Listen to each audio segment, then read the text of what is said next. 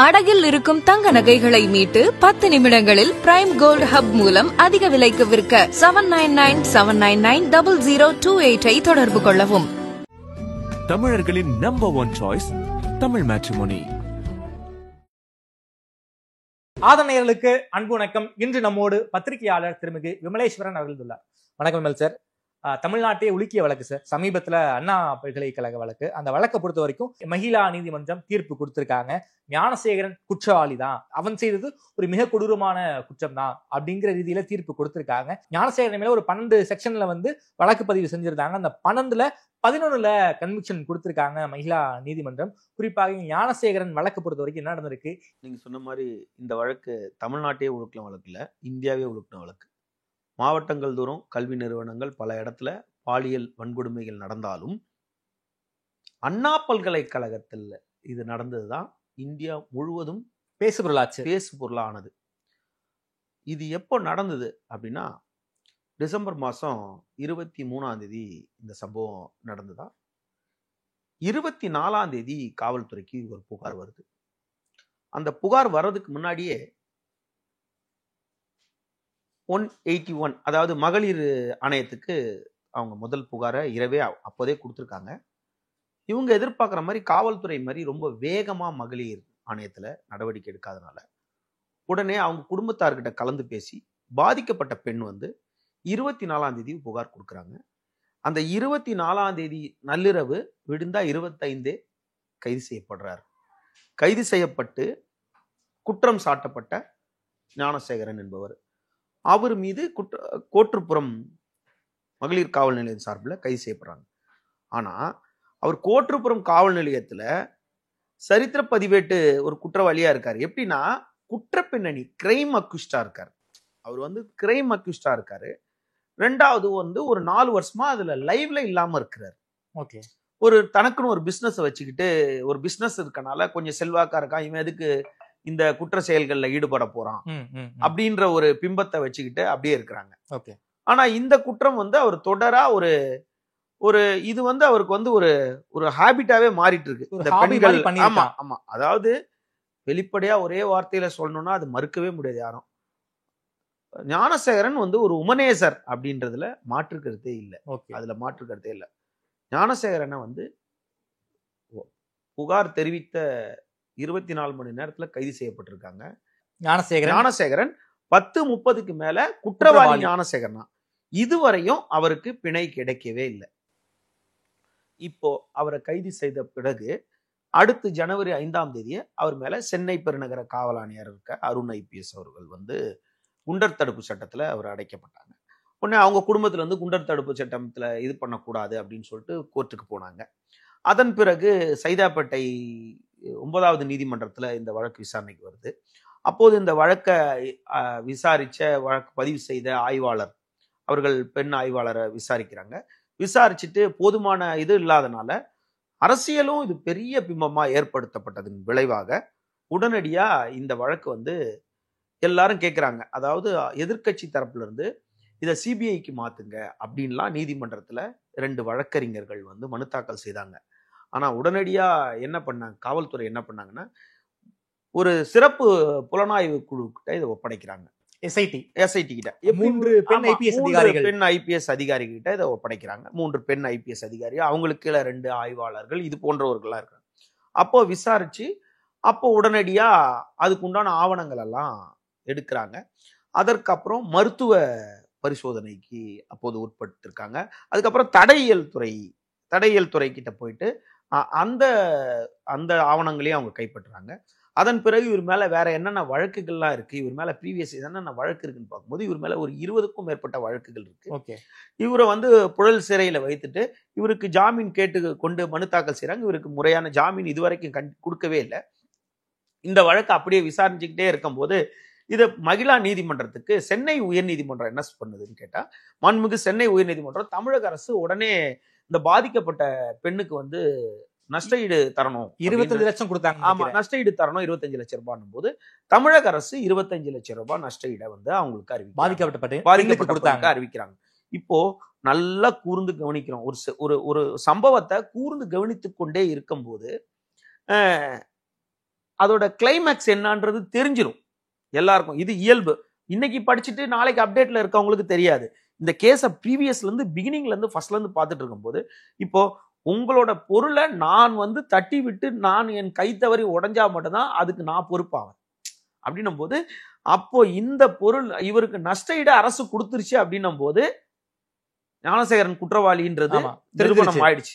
கண்டிப்பா தண்டிக்கப்பட போகிறார் அப்படின்றது ஒரு பக்கம் எல்லாருக்கும் இருந்தாலும் அதை உறுதி செய்யறது மாண்புமிகு நீதிமன்றம் தான் அப்படின்னும் போது, இல்ல குறிப்பா அந்த 25 லட்சம் என்பது டெக்னிக்கல் கிளிச் காரணமா எஃப்ஐஆர் வெளில வந்துச்சுல, அதன் காரணமா தானே அந்த பொண்ணுடைய ஐடென்டிட்டி ரிவீல் ஆச்சு. அதுக்காக தான் 25 லட்சம் ரூபாய் கொடுத்தாங்க. இல்ல அப்படிலாம் அப்படி நீங்க சொன்னாலும் அந்த எஃப்ஐஆர் வந்து சமூக வலைதளங்கள்ல பரப்பப்படுறது. அந்த எஃப்ஐஆரை பத்தி நம்ம பேசவே முடியாது. ஏன் காரணம்னா அந்த ஒரு எஃப்ஐஆர் இப்ப தனியா அதுக்கு ஒரு எஃப்ஐஆர் போட்டு ஒரு விசாரணை நடைபெற்று கொண்டிருக்கு. அதனால அந்த எஃப்ஐஆருக்குள்ள நம்ம போகவே முடியாது. ஆமா, அதை பத்தி நம்ம போகவே முடியாது. இது பாதிக்கப்பட்ட பெண்ணுக்காக இது வந்து ரொம்ப வீரியம் அடைஞ்சு எதிர்கட்சிகள், தனியார் அமைப்புகள், மகளிர் அமைப்பு, அது ஆணையங்கள், அது இது எல்லாரும் கொந்தளிச்சு தினமும் அண்ணா பல்கலைக்கழகத்துல ஒரு அரசியல் ஆர்ப்பாட்டங்கள் தொடர்ந்து போராட்டமும் ஆர்ப்பாட்டமும் கண்டனங்களும் எழுந்ததின் விளைவாக அவங்க காம் டவுன் பண்றதுக்கு இந்த குற்றவாளிக்கு, குற்றம் சாட்டப்பட்டவருக்கு பிணை தரல. ரெண்டாவது ஒரு நஷ்ட ஈடு தொகை அப்படின்றத ஒண்ணு அரசு சார்பும் ஒரு தொகையை கொடுத்தாங்க. அதன் பிறகு பார்க்கும்போது இந்த ஞானசேகரன் யாரு அப்படின்னும் போது பல விமர்சனங்கள் வந்துச்சு. ஞானசேகரன் யாரு, அவர் சாருன்னு சொன்னாரு, அவருன்னு சொன்னாரு, இவருக்கு பின்னாடி யார் இருக்கா, இப்படின்றதெல்லாம் இன்று வரை அது பேசு பொருளா இருந்தாலும் காவல்துறை அதாவது சிறப்பு புலனாய்வு குழு வந்து முறையா விசாரிக்குது. விசாரிக்கும் போது என்ன பண்றாங்கன்னு கேட்டா, அவங்க அண்ணா பல்கலைக்கழகத்துல இருக்க சிசிடிவி காட்சிகள்லாம் ஆய்வு செய்யறாங்க. ஆய்வு செய்யும் போது உள்ள போயிட்டு வந்தது ஒரு ஹோண்டா ஆக்டிவா அப்படின்றத, ஒரு வெள்ளை கலர் ஹோண்டா ஆக்டிவா அப்படின்றத உறுதிப்படுத்துறாங்க. இப்போ ஒரு விஷயத்தை நம்ம ஒரு தீர்ப்பு வழங்கியாச்சு. ஜட்ஜ் அதாவது குற்றவாளி அப்படின்னு நிரூபிச்சாச்சு, உறுதிப்படுத்திட்டாங்க. ஆனா தண்டனைன்றது அவங்க சொல்லல. இப்படி இருக்கும்போது இந்த வழக்குல இந்த வழக்கின் சொத்து, அதாவது கையகப்படுத்தப்பட்ட சொத்து அப்படின்னா ரெண்டு விஷயம்தான். ஒன்னு ஒரு Honda Activa, white colour Honda Activa, இன்னொன்னு அவரோட கைபேசி, அவரோட உடைகள். இதுதான் இந்த வழக்குல சொத்து. ஆனால் அவருடைய கார்கள், அவர் வங்கி பணம், வங்கி கணக்கு, இதெல்லாம் வந்து முடக்கதான் பட்டிருக்கே தவிர அதெல்லாம் கைப்பற்றப்படலை. நீங்க அதை புரிஞ்சுக்கணும். அதெல்லாம் அதாவது கைப்பற்றப்பட்டது, முடக்கப்பட்டது வேற. இந்த வழக்கோட சொத்துன்னு பாத்தீங்கன்னா அந்த ஹோண்டா ஆக்டிவா, அவருடைய போன். அப்படின்னும் போது லைனா ஒருத்தரா விசாரணை மேற்கொண்டுகிட்டே வராங்க. மேற்கொண்டுட்டே வரும்போது 103 ஆவணங்களை மார்க் பண்றாங்க. 103 ஆவணங்களை மார்க் பண்ணதுல நீதிமன்றம் 73 78 ஆவணங்களை மட்டும் அதை தேவையான முகாந்திரம் இருக்குன்றனால ஒரு 73 78 ஆவணங்களை அதை மார்க் பண்ணதை நீதிமன்றம் எடுத்துக்கிச்சு. 48 பேரை வந்து விட்னஸா கொண்டு வராங்க. இந்த 48 பேர் விட்னஸா கொண்டு வந்ததுல வந்து 28 பேரை குறுக்கு விசாரணை செய்யறாங்க, கிராஸ் பண்றாங்க. இந்த நேர்காணல் வழியா ஒரு தகவல் அடிப்படையில, உறுதியான தகவல் அடிப்படையில ஒரு விஷயத்த நம்ம சொல்லணும்னு நினைச்சோம்னா, இப்போ இந்த 28 பேரை குறுக்கு விசாரணை செய்யறாங்க. போதுமானதா இருக்கும் 28 பேர் அப்படின்றது முறையான வழி பண்றாங்க. அந்த 28 பேர்ல முதல் வந்து அந்த பாதிக்கப்பட்ட பெண், எல்லாமே கேமரா ப்ரொசீடிங்கிறதுனால நம்ம அந்த பாதிக்கப்பட்ட பெண், இதுல எல்லாருக்கும் தெரியாத முதல் நம்ம தான் சொல்றோம். அது ஒரு உறுதிப்படுத்த தகவல் அடிப்படையில அந்த பாதிக்கப்பட்ட பெண்ணோட சகோதரி, உடன் பிறந்த சகோதரியும் கிராஸ் பண்றாங்க நீதிமன்றத்துல, குறுக்கு விசாரணை செய்யறாங்க. அதன் பிறகு அவங்க கூட அப்போது இருந்த அவங்க சக படிக்கிற ஆண் நண்பர், அவரையும் வந்து விசாரணை செய்யறாங்க. அதுக்கப்புறம் அவங்களோட தாயார ஒருத்தங்களை விசாரணை பண்றாங்க. 5வது இவர் தான் ஒரு முக்கியமான ஒரு நபர்னு வச்சுங்க. இவர் வந்து அங்க வெளியூர்ல இருக்க ஒரு மார்த்தாண்டத்துல இருக்க நபர், அவரையும் கொண்டு வந்து விசாரணைக்கிறாங்க. அப்ப அவங்க குடும்பம் சார்ந்து, அந்த பெண் சார்ந்து ஒரு 5 பேர்கிட்ட குறுக்கு விசாரணை முறைப்படி நடக்குது இன் கேமரா ப்ரொசீடிங்ல. அதன் பிறகு பாத்தீங்கன்னா காவல்துறையில வந்து மகஜர் விட்னஸ் சொல்லுவாங்க, தெரியுமா? மகஜர் விட்னஸ் டிராயிங் போட்டு, அதாவது இந்த இடத்துல சம்பவம் நடக்குதுன்னா இப்படி நடந்திருக்கும் அப்படின்ற ஒரு டிராயிங் போட்டு அங்க வச்சு விட்னஸ் கொண்டு வந்து பண்ணுவாங்க. அந்த மகஜர் விட்னஸ்ல 2 பேரும், அப்புறம் காவல்துறையில சார்ந்த அவங்கள கூட்டிட்டு வந்தது, அரெஸ்ட் பண்ணது, இவர் அங்க கூட்டிட்டு போனது, அதுக்கப்புறம் மெடிசன் டாக்டர் கிட்ட கூட்டிட்டு போனது, இந்த மாதிரி ஒரு 2 விட்னஸ். அதன் பிறகு மருத்துவ பரிசோதனைக்கு உட்பட்ட ஒரு 2 விட்னஸ், மருத்துவ விட்னஸ். அதன் பிறகு பாத்தீங்கன்னா தடையியல் துறையில ஒரு 2 விட்னஸ். அதுக்கப்புறம் பாத்தீங்கன்னா அண்ணா பல்கலைக்கழகத்துல அட்மினிஸ்ட்ரேஷன்ல இருக்கவங்க ஒரு சில விட்னஸ். அதுக்கப்புறம் அங்க இருக்க சூப்பர்வைசர், அங்க இருக்கவங்க, அப்புறம் இவங்க அப்படின்ட்டு. ஆனா டிஃபென்ஸ் தரப்புல பாத்தீங்கன்னா அவங்க மனைவிய ஒரு இதா விசாரிச்சதா ஒரு தகவல் இருக்கு. ஞானசேகரன் மனைவி. எந்த மனைவின்னு தெரியாது. ஞானசேகரனுக்கு 2-3 மனைவி இருக்கு. எந்த மனைவின்னு தெரியாது. அவங்கள கூப்பிட்டு விசாரிச்சிருக்காங்க. இப்போ இதெல்லாம் விசாரிச்சு உறுதிப்படுத்தப்பட்டு இதுல முக்கியமான விஷயம் இன்னும் யாரும் போடல. என்னன்னா, இந்த வழக்கு வரலாற்றுல சிறப்பு மிக்க வழக்கு அப்படின்னா பெரிய தண்டனை சின்ன தண்டனையோ அப்படின்றதுக்குள்ளே நம்ம வரலாம். வரலாற்று சிறப்பு மிக்க தீர்ப்புனா என்னன்னா, இன்னையோட இந்த சம்பவம் நடைபெற்று 156 நாள் ஆச்சு. ஆனா 155 நாட்கள் இன்னைக்கு 155வது நாள்ல வந்து இன்னைக்கு தீர்ப்பே குற்றவாளின்னு தீர்ப்பு கொடுத்துட்டாங்க. அதாவது 5 மாசத்துக்குள்ள தீர்ப்பு வந்துருச்சு. அதான் 155வது நாள் 155 155வது நாள் இன்னைக்கு. அதாவது மாண்புமிகு அதாவது மகிழா நீதிமன்றத்தோட நீதிபதியும் போக்சோ நீதிமன்றத்துல கூடுதல் சிறப்பு நீதிபதியுமான ராஜலட்சுமி மாண்புமிகு நீதிபதி ராஜலட்சுமின்றவங்க இந்த தீர்ப்பு கொடுத்திருக்காங்க. அவங்க முறையா வந்து அவங்க பல தீர்ப்புகளை நிறைய வழங்கியிருக்காங்க. இதற்கிடையே வந்து இப்ப எல்லாரோட கேள்வி என்ன இருக்கு அப்படின்னா, ஏன் இன்னைக்கு அவர் வந்து 11 பிரிவுல அவருக்கு வந்து இன்னைக்கு தண்டனை உறுதி கன்விக்ட் கொடுத்தாச்சு, குற்றவாளின்றது நிரூபிச்சார். 12 பிரிவு அப்படின்னும் போது 11 பிரிவுல அவருக்கு வந்து கன்விக்ஷன் கொடுத்தாச்சு.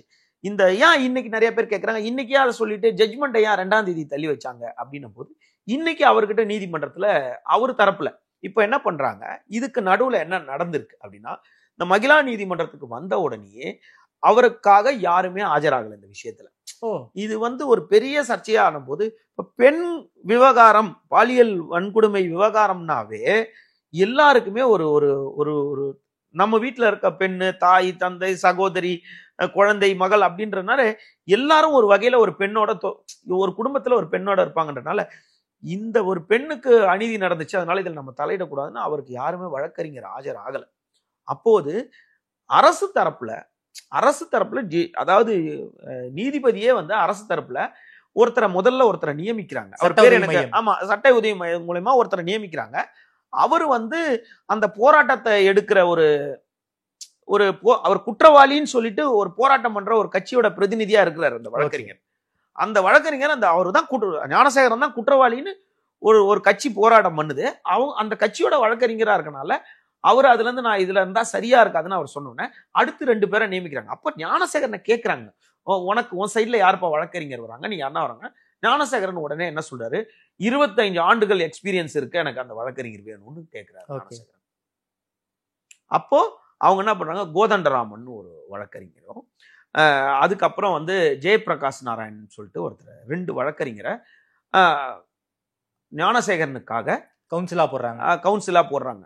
அவங்களும் மனசாட்சிக்குட்பட்டு தன்னோட அவங்கள இன்னைக்கு அவங்க என்ன சொல்றாங்க, நாங்க எங்களுக்கு ஒரு தோல்விதானே தவிர நாங்க எங்களோட எக்ஸ்ட்ரீம் லெவல்ல வரைக்கும் நாங்க எல்லாத்தையும் எடுத்து வச்சோம் அப்படின்ட்டு இன்னைக்கும் ஞானசேகரன் வந்து தன்னோட நீதிமன்றத்துல என்ன சொல்லியிருக்காரு அப்படின்னா, எனக்கு வந்து வயதான தாயார் இருக்காங்க, எனக்கு கடையில வியாபாரம் பார்த்துக்கணும், 2வது வந்து கடன் நிறைய இருக்கு, 8வது படிக்கிற பெண் ஒண்ணு இருக்கு, அதுக்கப்புறம் இன்னொரு குழந்தை ஒண்ணு இருக்கு, என் குடும்பத்துக்கு நான் தான் பெரிய மூத்தவன், அதனால எனக்கு கொஞ்சம் தண்டனையை வந்து குறைந்தபட்ச தண்டனையா கொடுங்க அப்படின்னு.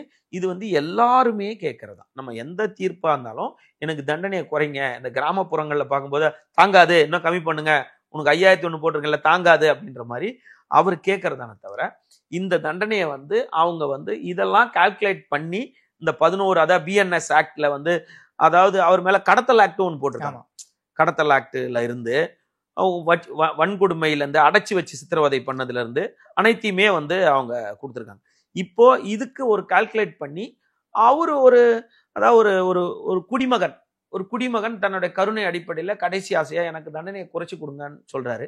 அப்போ அதெல்லாம் கருத்துல கொண்டு அவங்க அப்போ காவல்துறை தரப்புல ஒரு வழக்கறிஞர், மதிப்புமிக்க பெண் வழக்கறிஞர் ஒருத்தங்க வந்து இவருக்கு பாரபட்சமே பார்க்க கூடாது, குறைந்தபட்ச தண்டனைன்ற பேச்சு இவருக்கு அதிகபட்ச தண்டனையா கொடுங்கன்றாங்க. அதிகபட்ச தண்டனை இப்போ எல்லாரும் என்ன எதிர்பார்க்கறாங்க, என்ன தண்டனை கொடுப்பாங்க அப்படின்னு சொல்லிட்டு நம்மளும் அதை தான் எதிர்பார்த்துட்டு இருக்கோம். நீதிமன்றத்துல எல்லாரும் ஒரு ஒரு இது சொல்லியிருந்தாலும் ஜூன் 2ஆம் தேதி அன்னைக்கு இந்த அவருக்கு என்ன அதாவது தண்டனை என்ன, அவருக்கு எவ்வளவு பெனால்டி, எவ்வளவு ஆண்டு சிறை அப்படின்றது என்ன விஷயம்ன்றத நீதிமன்றம் சொல்லும். இப்ப பாத்தீங்கன்னா காவல்துறை இன்னைக்கு இந்த விஷயத்த ஆளுங்கட்சி தரப்பு எப்படி எடுத்திருக்குன்னு கேட்டா, இது வந்து RS பாரதி அவர்கள் தன்னோட அறிக்கையில என்ன சொல்லியிருக்காருன்னா, இது வந்து எங்க அரசு வந்து ரொம்ப வேகமா எடுத்து இந்த வழக்கை முடிச்சு வச்சிருக்கு, அப்படி சீக்கிரமா ஒரு குற்றவாளி தண்டிக்கப்பட்டிருக்காரு, பெண்களுக்காக ஆதரவா இருக்கு அப்படின்னு ஒரு இதை சொன்னாலும், எதிர்கட்சி தரப்புல EPS அவரு வந்து என்ன சொல்லியிருக்காரு, இல்ல இதுல வந்து போதுமான ஆட்களை கூப்பிட்டு விசாரிக்கவே இல்லை, இதுல யார் அந்த சாரனே வரலன்றது இது ஒரு அரசியலா இருந்தாலும், ஆனால் காவல்துறையும் சிறப்பு புலனாய்வு பிரிவும் நீதிமன்றமும் 155 நாட்கள்ல 30 நாட்களுக்கு மேல நீதிமன்றத்துக்கு அழைத்து வரப்பட்டிருக்காரு. ஞானசேகரன் 30 நாட்களுக்கு மேல நீதிமன்றத்துக்கு அழைத்து வரப்பட்டிருக்காரு. தொடர்ந்து எல்லாத்துக்கிட்டையும் கிராஸ் எக்ஸாமினேஷன் எல்லாமே நடந்திருக்கு. டிஃபென்ஸ் தரப்புலையும் விளக்கத்தை கேட்டிருக்காங்க. இவர் இவ்வளோ டாக்குமெண்ட்டையும் சப்மிட் பண்ணியிருக்காங்க. போதுமான எல்லாருக்கிட்டையும் குறுக்கு விசாரணை எல்லாத்தையும் முடிஞ்சுதான் ரொம்ப விரைவா இந்த தீர்ப்பு இன்னைக்கு அவர் குற்றவாளின்னு அறிவிச்சிருக்காங்க. ஞானசேகரனுக்கு அதிகபட்ச தண்டனையை கொடுக்கணும்னு அரசு தரப்பு வழக்கறிஞர் கேட்டிருக்காங்க. அதிகபட்சமா என்ன தண்டனை கிடைக்க சார் வாய்ப்பு இருக்கு இந்த வழக்கை பொறுத்த வரைக்கும்? அதாவது இந்த நம்ம வழக்கறிஞராக இருந்தாலும் ஒரு குத்து மதிப்பா தான் சொல்ல முடியும். அவங்களுக்கு இந்த செக்ஷனுக்கு இவ்வளோ பைண்ட் அவுட் ஆகுது, BNS ஆக்டு எவ்வளோ வருதுன்ற மாதிரி நமக்கு தெரிஞ்ச வழக்கறிஞர்கிட்ட இதை கலந்து ஆலோசிக்கும் போது நிச்சயமாக இது ஒரு கீழ்கோட்டா இருந்தாலும் 5-7 ஆண்டுகள்னு வரும்போது, இது இந்த மாதிரி நீதிமன்றத்துக்கு வரும்போது நிச்சயம் மகிழா நீதிமன்றம் இவர்களோட தீர்ப்புகள் எல்லாமே பேசப்பட தீர்ப்பா தான் இருந்திருக்கு. அதனால குறைந்தபட்சமே வந்து ஒரு 10 ஆண்டு 12 ஆண்டுக்கு மேலதான் இருக்கும்ன்றது பேசப்படுது. மூத்த வழக்கறிஞரால குறைந்தபட்ச தண்டனையுமே இன்னும் இவங்க அப்பீல்லாம் இருக்கு. இப்ப கீழ்கோட்ல தான் இருக்கு, இன்னும் இவங்க அப்பீல்லாம் இருக்கு. ஆமா, என்ன இருந்தாலும் இன்னைக்கு அவர் குற்றவாளின்றத நிரூபிச்சு அவங்க வந்து உறுதி செய்துட்டாங்க. குற்றவாளின்னு உறுதி செய்தாங்க. இன்னைக்கு எல்லாரும் எதிர்பார்த்துக்கிட்டு இன்னைக்கு 10:30 மணிக்கே தீர்ப்பு காலையில குற்றவாளின்னு அறிவிக்கப்பட்டு இன்று மதியமே வந்து தண்டனை அறிவிக்கப்படும்னு எதிர்பார்த்த நிலையில அது பெரும்பாலும் 2ஆம் தேதி அறிவிக்கப்படும் அப்படின்னும் போது அதுவும் எதிர்பார்க்கப்படுகிறது.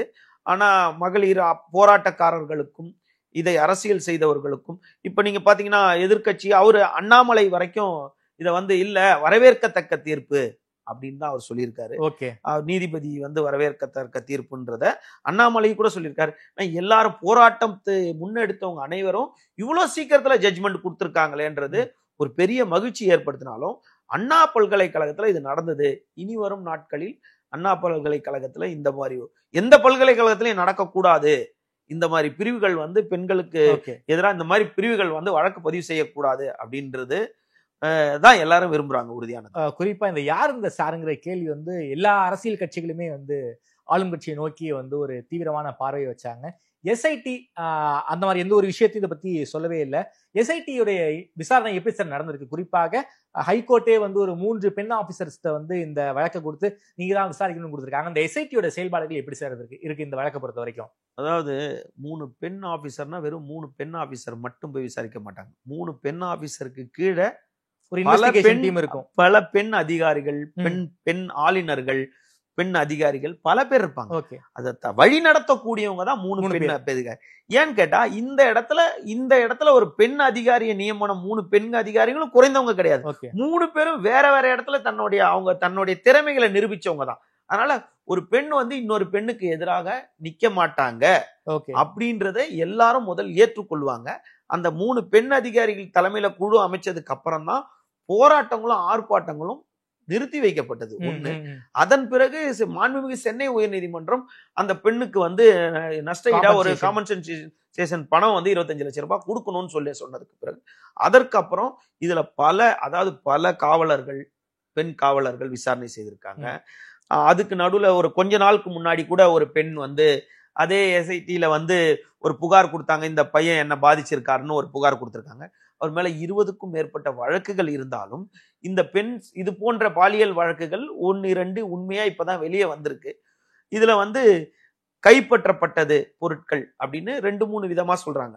பைக்கை வந்து அவங்க வந்து அவர் கொண்டு போய் மறைச்சு வச்சுட்டாரு, அடையாறுல இருந்துச்சு அப்படின்னு ஒரு தரப்பு காவல்துறையில அங்கேருந்து எடுத்துட்டு வந்தோம்னு சொல்லுது. இப்போ அவங்க டிஃபென்ஸ் தரப்புல என்ன சொல்லுவாங்க அப்படின்னா, பைக்கை வந்து போலீஸே வாங்கிட்டு போய் நாங்களே கொண்டு போய் விட்டுட்டு வந்துட்டோம், திரும்ப அவங்களே கொண்டு வந்து கொடுத்தாங்க, இந்த மாதிரி 1000 விமர்சனங்கள் சொன்னாலும் இறுதியா தீர்ப்பு நீதிமன்றத்தின் மூலமா என்ன சொல்லுதோ அப்படின்னா, இப்ப இந்த பெண் அதிகாரிகள் தடையல் துறையை கூப்பிட்டு அவங்களையும் விட்னஸ் சேர்த்திருக்காங்க, மருத்துவத்துறையை சேர்த்திருக்காங்க, அந்த கல்லூரியில இருக்க வளாகத்துல இருக்க அதிகாரிகள், அந்த வார்டன் இருப்பாரு, கேன்டீன்ல இருக்கவங்க, அந்த டைம்ல சாப்பிட்டவங்க இருப்பாங்க, ரிஜிஸ்டர். இதுக்கு எல்லாத்துக்கும் மேல என்னால ஓரளவுக்கு உறுதி செய்யப்பட்ட தகவல், அண்ணா பல்கலைக்கழக பதிவாளரே வந்து இதுல வந்து சாட்சி சொல்லியிருக்காரு, விட்னஸ் சொல்லியிருக்காரு, விட்னஸ்ல வந்திருக்காருன்றது நம்மளுக்கு உறுதி செய்யப்பட்ட தகவல்.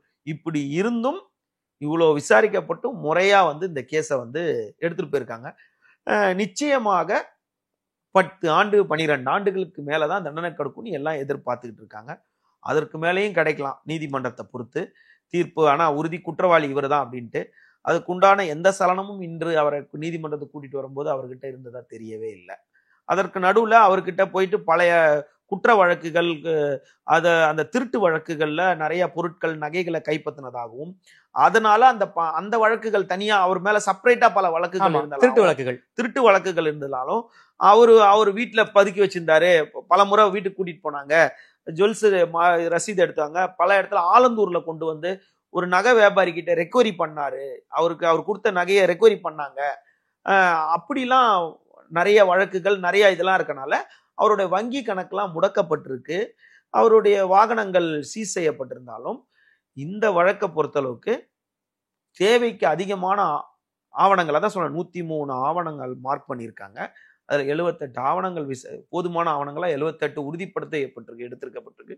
48 பேர் எவிடன்ஸ்ல, 28 பேர் விசாரிச்சிருக்காங்க முக்கியமான ஆட்களை. இந்த மாதிரி விசாரணைக்கு பிறகுதான் வந்து 155 நாள்ல 30 முறைக்கு மேல நீதிமன்றத்துக்கே கூட்டிட்டு வந்திருக்காங்க. இப்ப திரும்பவும் 31வது முறை நிச்சயமா வந்து அவரை 2ஆம் தேதி கூட்டிட்டு வருவாங்க.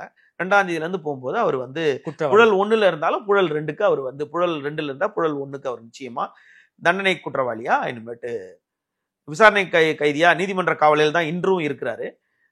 ஜூன் 2க்கு பிறகு அவர் தண்டனை கைதியா அவர் நிச்சயமா சிறையில இருந்தே ஆகணும். இந்த ஞானசேகரன் வழக்குன்றது பரபரப்பா பேசப்பட்டு இது அரசியலாக்கப்பட்டது, அந்த எதிர்கட்சி மற்ற கட்சி சிறிய அமைப்புகளாலையும் அரசியலாக்கப்பட்டு காவல்துறை போதிய கவனம் செலுத்தல அப்படின்னு பல குற்றச்சாட்டுகள் இருந்தாலும் எல்லாரும் இங்க ஏத்துக்கொள்றது இந்த பெண்ணுக்கு நடந்தது அநீதி அப்படின்றது மட்டும்தான் இருக்குது. இது அந்த பொண்ணு வந்து தைரியமா முன் வந்து மற்ற பெண்களுக்கு அந்த பொண்ணு முன்னுதாரணமா வந்திருக்கு. பல குற்றவாளிகளுக்கு ஞானசேகரனும் முன்னுதாரணமா இருக்கிறார். இன்னுமேட்டு பெண்களை தொட்டாலும் ஞானசேகரன் கதிதான், ஒரு பெண்களுக்கு பாதிக்கப்பட்டாலும் முன் வந்து புகார் தரணும்ன்றத இந்த பெண் வந்து முன் உதாரணமா செயல்பட்டு இருக்காங்க. ஓகே சார், நன்றி சார். குறிப்பாக இந்த அண்ணா பல்கலைக்கழக வழக்க பத்தியான விவரங்களை ரொம்ப வெளிப்படையா பேசியிருக்கீங்க. நேரம் கொடுத்து பேசியமைக்கு நன்றி சார். மிக்க நன்றி.